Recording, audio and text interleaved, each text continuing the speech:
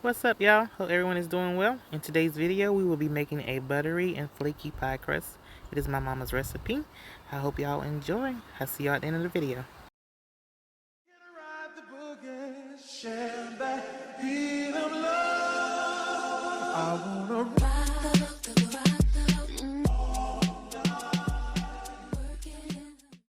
So if y'all check the description box, you will find a full list of the ingredients used in this recipe there. I'm not going to do a voiceover through this entire video. I'm going to just put some words up here on the screen, and as you go along you can see what my mom is doing. But I also want to mention that the butter that she used is frozen. It's best to use frozen butter. That way you can grate it up into your dry mixture, your flour mixture, much easier. Just want to mention that as well. And I hope y'all enjoy the rest of the video, and I'll see y'all at the end.